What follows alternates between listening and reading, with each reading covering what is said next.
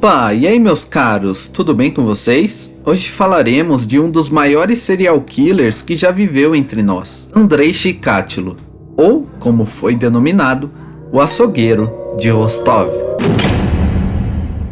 Entre os anos de 1980 e 1990, a Rússia ela vivia um surto terrível, digamos assim, um surto de violência sexual seguida de morte, sendo as principais vítimas as crianças do sexo feminino. Durante anos, o processo para identificar a autoria desses crimes brutais, eles ficaram parados pela polícia, onde que, mesmo com contínuos esforços investigativos, sequer uma pista surgia. Então estava meio complicado, e com esse desespero todo para encontrar indícios que apontassem ali para o autor dos crimes, as autoridades policiais solicitaram que um psiquiatra analisasse e descrevesse o provável perfil do assassino. O então psiquiatra Alexander Bukhanovsky, acho que é assim que se pronuncia, descreveu assim alguns pontos característicos prováveis que indicassem o perfil daquele cara. Assim, ele acabou concluindo que as características principais ou de início que ele tinha constatado seria que o cara ele sofria distúrbios sexuais. Ele tinha 1,70 de altura, uma idade entre 25 a 50 anos, calçava número 41 ou acima, era provável também que tenha sofrido algum abuso sexual e, para compensar o trauma, vitimava pessoas com brutalidade, tinha imputabilidade, um sofrimento de dores de cabeça, um sadismo e uma premeditação delituosa. Alguns anos mais tarde, ainda sem a captura do assassino, a polícia encomendou um novo laudo para aquele mesmo psicólogo, para que ele traçasse novamente o perfil do criminoso. E assim, depois de um trabalho intenso, o médico incluiu que o homicida tinha controle nas suas escolhas e ações. Ele era bem narcisista, era bem arrogante e que não era criativo no seu modus operandi, mesmo ele agindo de modo premeditado, digamos assim. E tudo isso se encaixava em boa parte ao perfil característico de um homem que se chamava Andrei Chikatilo. Mas ainda assim, ninguém poderia suspeitar que fosse ele quem aterrorizava o país. Mas como descrever Chikatilo? Bom, ele era pai de família, era até então casado e possuía ali seus 2 filhos, era membro do Partido Comunista, logo lecionava em escolas, possuía também diplomas em artes liberais, literatura russa, engenharia e em marxismo-leninismo. Para a época, ele era então considerado um cidadão culto e letrado, né? Mas seu posto de cidadão de bem, digamos assim, era só uma fachada para esconder a sua conturbada infância. Quando ele era criança, sua mãe teria mentido sobre seu irmão, que teria sido sequestrado, morto e também canibalizado por vizinhos no período de miséria na Ucrânia, lá no ano de 1930. Isso rendeu a ele severos transtornos psicológicos, já que ele acabou se traumatizando pela história. O seu pai, que era militar russo, acabou sendo aprisionado durante a Segunda Guerra Mundial, e então deixou a criação dos filhos sob as responsabilidades da mãe de Andrei, e isso nunca foi aceito por Chikatilo. Desde criança, o Andrei ele sofria com uma patologia sexual que deixava ele impotente. A explicação para isso, na mente dele, seria uma castração nele desde o ventre, o que acabou alimentando as fantasias dele e a sua imensa sede por vingança. Na escola, ele era um estudante aplicado e um grande leitor, mas ele sofria muito bullying por ter um jeito um tanto quanto peculiar e afeminado. Ele era então palco de diversão para os seus colegas e ele não possuía nenhum amigo confiável. Tirando isso, ele ainda sofria de enurese noturna, que é uma emissão involuntária de urina. Ele então não contava isso a ninguém, já que ele se envergonhava bastante com isso. Na adolescência dele, as provocações elas diminuíram consideravelmente, já que ele já era um homem forte e alto. Com o passar do tempo, foi conquistando alguns cargos escolares que davam para ele alguns prestígios no círculo acadêmico. Mas nem com isso ele possuía vida social e sequer se relacionava com o sexo oposto. Da mesma forma, a timidez dele dificultava e muito a sua carreira de ensino, já que os seus alunos e até mesmo os colegas de profissão ridicularizavam ele. Assim, ele sofria diversas humilhações dentro e fora da sala de aula. Deram a ele ainda o apelido de Ganso, por conta do seu longo pescoço e de sua postura, que era um tanto quanto curvada. Todo esse sofrimento, acredito eu, e ainda por meio de pesquisas, acabou dando a ele um impulso inicial, para uma longa carreira criminosa.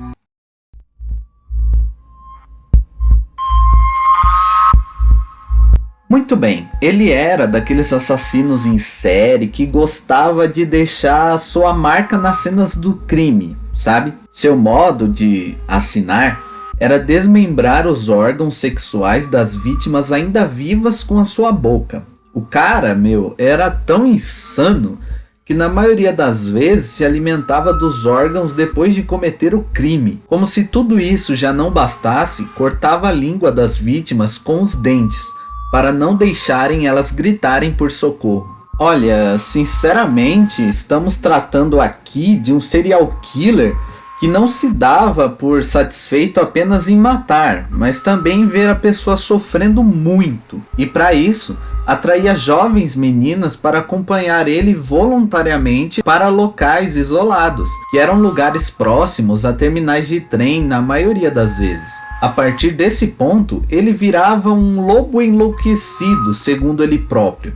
E assim dava um golpe na cabeça da sua vítima e, com a vítima estando desnorteada pela pancada, ele aproveitava para amarrar e assim imobilizar a pessoa. Com isso, a primeira coisa que ele fazia era arrancar a língua da pessoa e depois retirava os seus olhos para evitar que a vítima observasse a sua falha no seu desempenho sexual. Quando já estava satisfeito, desmembrava então a sua presa estando ainda viva e a perfurava dezenas de vezes com uma afiada faca. Aqui os especialistas entenderam que essas perfurações simulavam para ele penetrações de atos sexuais. As suas sessões de tortura variavam. Em alguns casos ele arrancava nariz, boca, orelha, enfim, tudo que, segundo ele, possuía algum direito. Então a regra era, quanto maior o sofrimento, maior o prazer.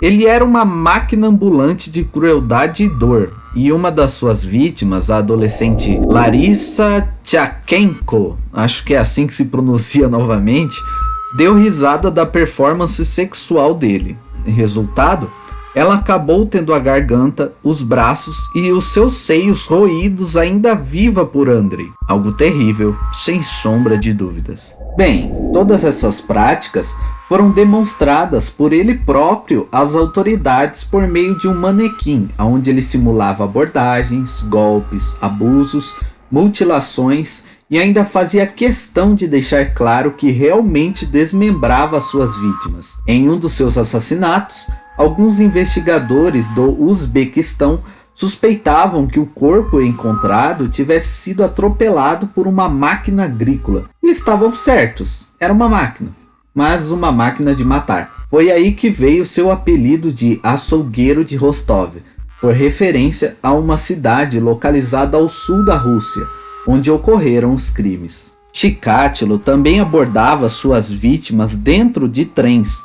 Lá ele assediava crianças ou adolescentes e assim tentava convencer elas de descer em terminais para conhecer ele melhor. Nos casos em que os jovens eles não estavam acompanhados por seus responsáveis, tinham como companhia um psicopata torturador. Com tudo isso, a população fez uma enorme pressão sobre as forças policiais para capturarem o então responsáveis pelas mortes em Rostov. Foi intensificada assim a vigilância em diversas localidades, principalmente nas estações de trem e paradas de ônibus. Chikatilo então evitou a captura por diversas vezes, mas na data de novembro de 1999, depois de apresentar um comportamento suspeito próximo à estação de trem, acabou sendo preso e colocado sob vigilância.